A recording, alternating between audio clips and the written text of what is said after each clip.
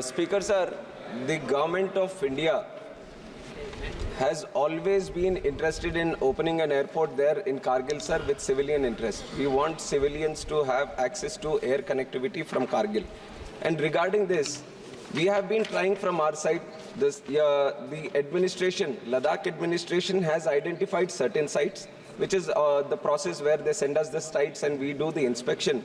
And accordingly, Waka Kargil, Turtuk, Dikshit, Nyoma, Padum, Janskar. These are some of the sites which have been offered to us, and we have done thorough inspection, thorough site studies, surveys have been done.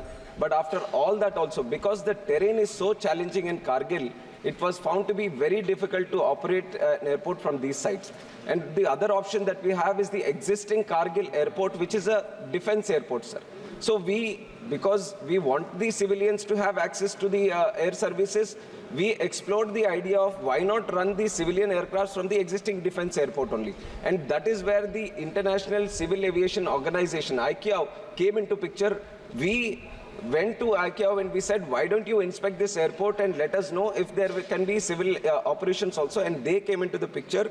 And once they also did the survey, sir, which is I think what the honorable member is also talking about, they also conducted the study and they also said that it is very difficult to run from here, which is for the narrow body aircrafts, which are A320 and B737. These aircrafts can't run from there.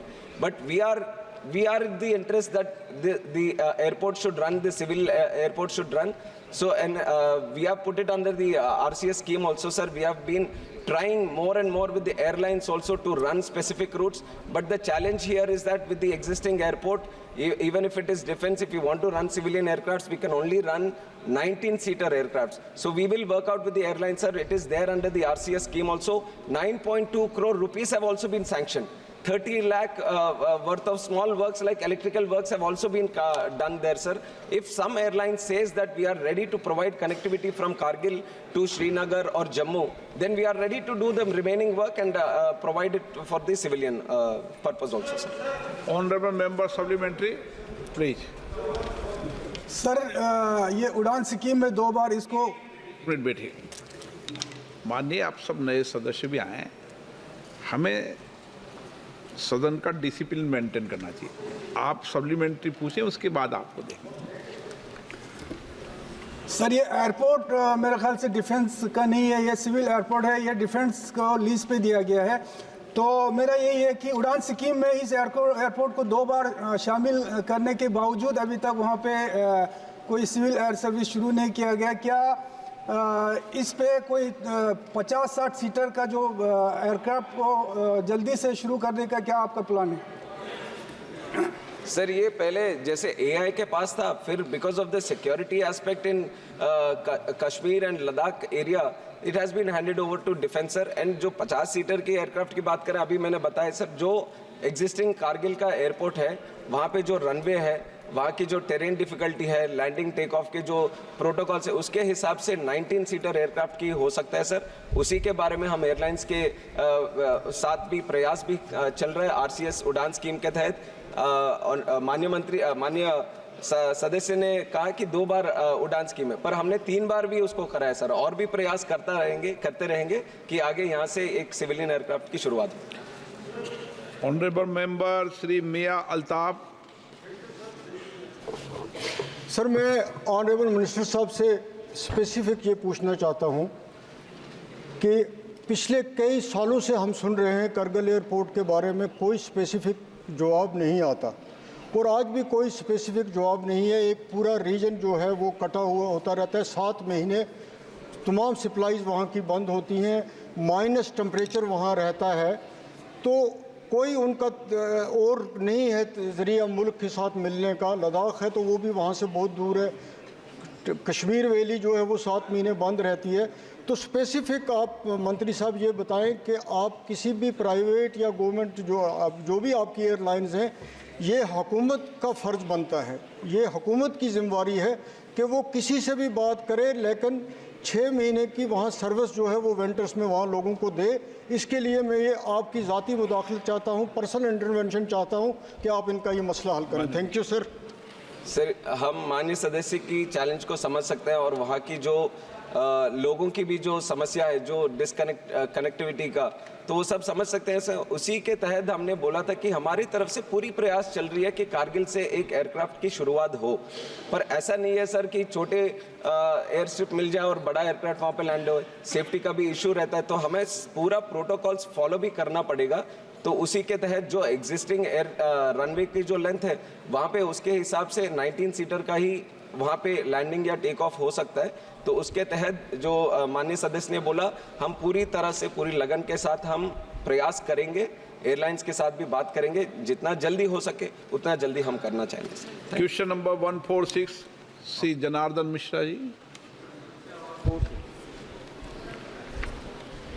माननीय मंत्री जी। Sir, the answer has been placed on the table of. माननीय सदस्य। धन्यवाद सभापति महोदय। विमानन के क्षेत्र में प्रधानमंत्री मोदी जी के कार्यकाल में जिस तरह से हवाई अड्डों का निर्माण हुआ है और विमानन यात्रियों की संख्या बढ़ी है, वो अपने आप में एक अभूतपूर्व है। और मेरे जैसे इलाके में जहाँ अभी रेल सुविधाओं का भी अभाव है, वहाँ पर भी मोदी जी ने और तत्कालीन नागरिक उड्डयन मंत्री आदरणीय ज्योतिरादित्य सिंधिया जी के प्रयासों से हवाई अड्डे का निर्माण हुआ है और आदरणीय रामानु नायडू जी के प्रयासों से वहाँ विमान के संचालन के लिए लाइसेंस की प्रक्रिया जारी है। इस तरह से जिस तरह से यात्रियों की संख्या बढ़ी है, उस हिसाब से अगर देखा जाए तो जिस डीजी यात्रा ऐप का जो लॉन्च किया गया है और उसके तहत यात्रियों की सुविधाओं के संबंध में जो मंत्री जी ने उत्तर दिया है, उसमें बहुत सारी चीज़ें स्पष्ट की गई हैं। लेकिन मैं पूछना चाहूँगा कि क्या डीजी यात्रा ऐप के उपयोगकर्ताओं के अनुभवों को एकत्रित करने और सुधारने के लिए कोई फीडबैक तंत्र मौजूद है? यदि हाँ, तो कृपया तत्संबंधित विवरण प्रस्तुत करें। Sir, for seamless contactless travel DG यात्रा को लॉन्च किया गया था। 2022 से हमारे एयरपोर्ट्स में ये वितरण भी हुआ है sir, and we have been getting excellent feedback. And माननीय सदस्य जी ने जो पूछा था, वो airport feedback mechanism already established है सर। उसके तहत डीजी यात्रा का भी अगर कुछ फीडबैक वो देना चाहते हैं तो वो ज़रूर उसका मैकेनिज्म भी है, दे भी सकते हैं। और अपनी तरफ से भी उसको डीजी यात्रा ऐप को और कैसे इम्प्रूव करें, इसके ऊपर भी बहुत अपने मंत्रालय में भी पीरियडिकली हम भी रिव्यू करते हैं सर। हम भी रिव्यू करके इसको कैसे बढ़ावा और दे, हमारी तरह से ये प्रयास लगातार जारी है सर। और इसके बारे में अभी फिलहाल 15 एयरपोर्ट्स में ऑलरेडी ये एस्टैब्लिश्ड है सर। अभी 12 अभी वहाँ पे लॉन्चिंग के लिए अभी तैयार है 12 और एयरपोर्ट में, और 11 और में लगाने की कोशिश भी हम कर रहे हैं सर। अभी जब ये पूरा डीजी यात्रा ये अराउंड 30-40 एयरपोर्ट्स में जब लग जाएगा, 90% of the population of the country or the travelers who are using the airports can use the Digi Yatra app so that they can have contactless travel at the airport, sir.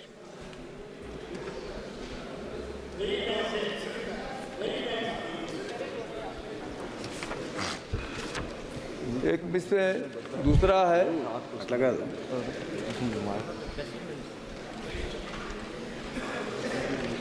इसमें महोदय इस पंजीकरण संख्या में वृद्धि की प्रवृत्ति क्या रही है? इस संदर्भ में कोई अनुमानित डाटा अगर है तो उसका भी विवरण देने का कष्ट करेंगे। Sir, DigiYatra like I said almost 15 airports we are completely using sir, और 12 एयरपोर्ट में अभी लॉन्चिंग के लिए तैयार है, और 11 एयरपोर्ट में अभी अगले साल उनको भी इसमें लाने के लिए एक कोशिश जारी है सर। और इसके तहत कितने लोग अभी इसको यूटिलाइज कर रहे हैं उसका भी हमारे पास है सर विवरण।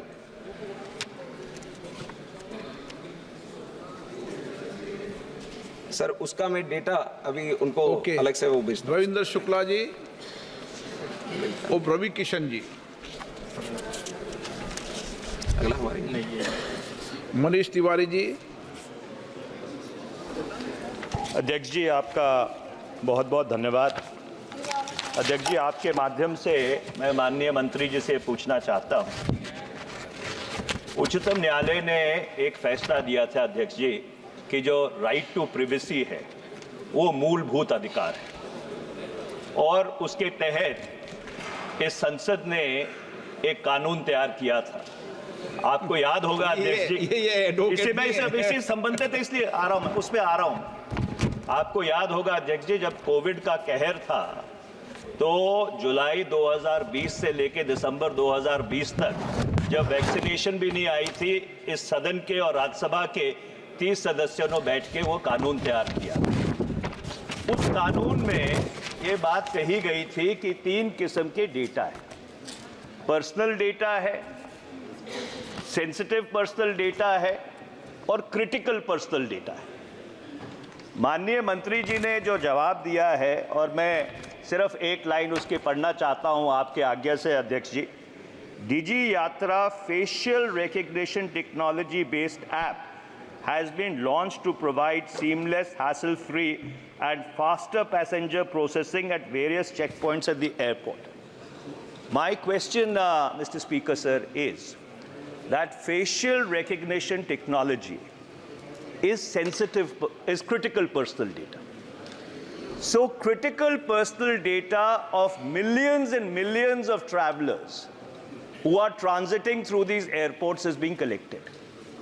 What is the mechanism that the government has put in place in order to ensure that the integrity of that data, the privacy of those people is protected and not infringed upon? Thank you, Speaker, sir. Sir, the concern that has been raised by the honourable member is a concern that we all share, and especially the Government of India is very much committed to protect the privacy of each and every individual of this country, sir. That much I can assure you through this. And how exactly the Digi Yatra app is trying to achieve it? Sir, first of all, the PII, the personal identifiable information that is there with us, it is totally encrypted and stored in the passenger's own smartphone, a smart wallet, a secure wallet in the Digi Yatra app. It is not coming to us, first of all. And then whatever is there, no data is stored with us as a distributed ledger. The PII data is also not stored in any central location. Hence, the risk of data loss, data theft, or data breach does not arise. And also, the PII data is shared directly by the passenger and whoever is the verifying agency for a very limited time limit. So after every 24 hours, the data gets purged, sir. It is lost from the system entirely. And whatever data is there, it is data stored in the individual smartphone of the own passenger himself in the app itself. So there is no, so the verifying agency which verifies the data and only gets it. And it is an authorized agency which is enabled by the central government. It verifies and all the data gets purged after this whole process is done. So the data loss, data theft does not arise in the situation of Digi Yatra app, sir. Srimati Supriya Sule. Sir, I appreciate the DG app. It's a very good and a very efficient app. Just in the interest of national security, I'd like to ask the Honorable Minister that when you are traveling anywhere, in the national interest, connected with the app, is it compulsory for every traveler to carry an Aadhaar card? Suppose I am traveling on a ticket. So does it either in your app or whenever I travel, does the name have to match each other? Because there's a story in Maharashtra which was very alarming. In Delhi and Bombay, sir, बहुत चिंता के विषय है. There is a passenger who claims, it came in the newspaper, so I'm just bringing that to your notice, कि आदमी ने नाम बदली करके travel किया. तो अगर टेक्नोलॉजी में ऐसे कोई भी जा सकता है, so is that checks and balances? People cannot. So the Aadhaar card is critical for identification, or how will you identify your passenger? So does the name has to match the iCard? What is the technology available, or is it a face identity? Complete clarity, because it's a very alarming national security issue which has happened at Delhi and Bombay Airport. Thank you. And is it a criminal offense if you don't travel with the right name? Like I have mentioned, sir, while we protect the data of each and every passenger, also national security is a very important aspect. And when we are talking about Digi Yatra specifically, the name has to correlate with the Aadhaar also, because it takes Aadhaar into account. And in future, just to enhance the security side of it, we are taking the passport data also, so that better security system is in place. But for the moment, the name has to match the Aadhaar, so that this verification is generally done at the entrance gate CISF point itself. If it is not done through DG Yatra also, everyone would have encountered the situation where they're going with the boarding pass and the first thing they say is, show us a verifiable ID. And that the reason they do it is they check the face and they check the name also. So it has to match, and that is when we ensure that the passenger is allowed to travel. Thank you. Question number 147 Shri Dinesh Chandra Yadav. 147। माननीय मंत्री जी। एक minute सदन के पटल। Honourable member